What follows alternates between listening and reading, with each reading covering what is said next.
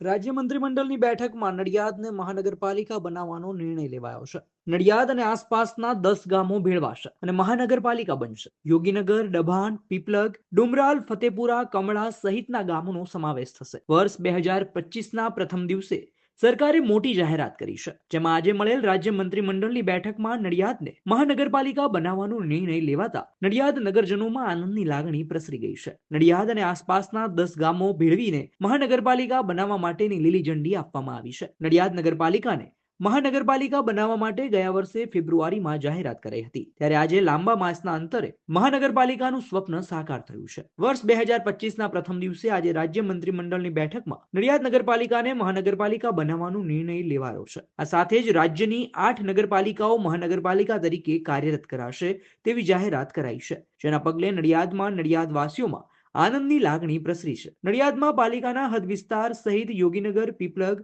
ડુમરાલ, ફતેપુરા, કમળા, મંજીપુરા, ડભાણ, બિલોદરા, ઉત્તરસંડા અને કુંડેલ ગ્રામ પંચાયતનો સમાવેશ થઈને નડિયાદ મહાનગરપાલિકા બનશે. મહાનગરપાલિકાની રચનાના નિર્ણયની મંજૂરી આપી દેવામાં આવી છે. મહાનગરપાલિકા બનતા ગ્રામ્ય પંચાયતો નીકળી જશે અને શહેરી વિસ્તારમાં ભળી જશે, જેથી વિકાસને વેગ મળશે.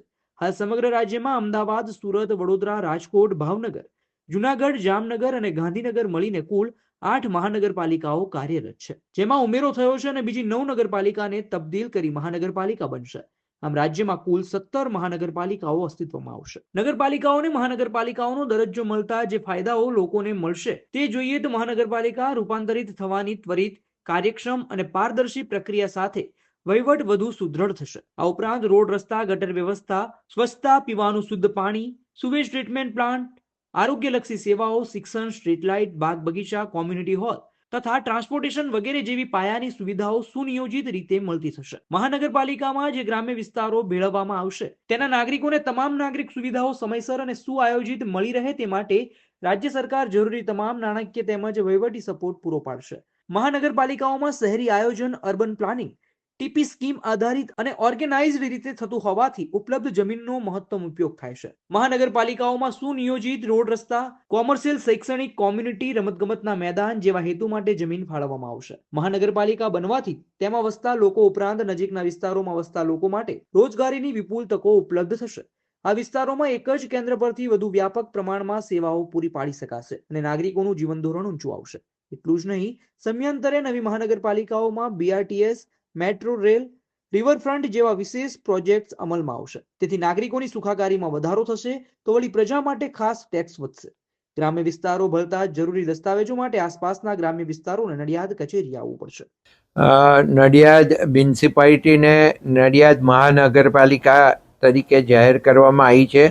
સરદાર પટેલ સાહેબનું જન્મસ્થળ છે અને માનનીય મુખ્યમંત્રી શ્રી ભૂપેન્દ્રભાઈ પટેલ સાહેબને હું ખૂબ ખૂબ અભિનંદન આપું કે અમારી મ્યુનિસિપાલિટીને, નડિયાદ મ્યુનિસિપાલિટીને એમણે કોર્પોરેશન જાહેર કરી છે અને કોર્પોરેશન થવાથી જે સરકારના બેવડા લાભ અમને મળવાના છે, સેન્ટ્રલ ગવર્મેન્ટ હોય કે સ્ટેટ ગવર્મેન્ટ હોય, અને કોર્પોરેશનનું જે બજેટ છે આખું જુદું હોય છે, તો એ બધાય લાભો અમને મળશે. અને આમ જોવા જવું ને હું કહું તો અમે કોર્પોરેશનને લગતા લગભગ છેલ્લા સમયની અંદર મ્યુનિસિપાલિટીમાં તમામ લાભો લીધા છે અને હવે કોર્પોરેશન થવાથી વધુ લાભો નડિયાદને મળશે. ખાસ વિકાસ અને રોજગારીને લઈને શું ફાયદો થશે નાગરિકોને? વિકાસ તમે જોઈ શકો છો, આજુબાજુ ખૂબ વિકાસ થયો છે.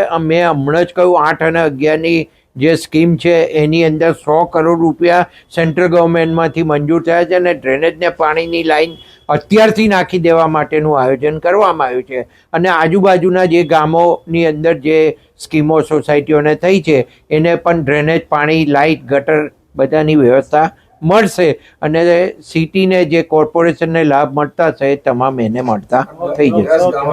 કે તમે ટેક્સના ભરણ માટે કોર્પોરેશન બનાવવામાં નથી આવતી, ક્રાઇટેરિયામાં આવે ત્યારે જ મ્યુનિસિપલ કોર્પોરેશન બનતી હોય છે. અને એવું કોઈ વિચારીને માનનીય મુખ્યમંત્રીશ્રીએ કે ભાઈ ટેક્સ અમારે વધારી જ દેવો એવું આયોજન કરવાનું કંઈ હોતું નથી. આ જે વિકાસ છે એ વિકાસને આગળ લઈ જવા. અને 3.5 લાખ ઉપરની વસ્તી થતી હોય એટલે સ્વાભાવિક છે કોર્પોરેશનમાં લઈ જવી પડે, અને આજુબાજુનો જે વિકાસ છે ગામડાઓની અંદર થતો હોય એ હેફેજેડ ના થાય અને પ્લાનિંગથી થાય એના માટેનું આયોજન હોય છે.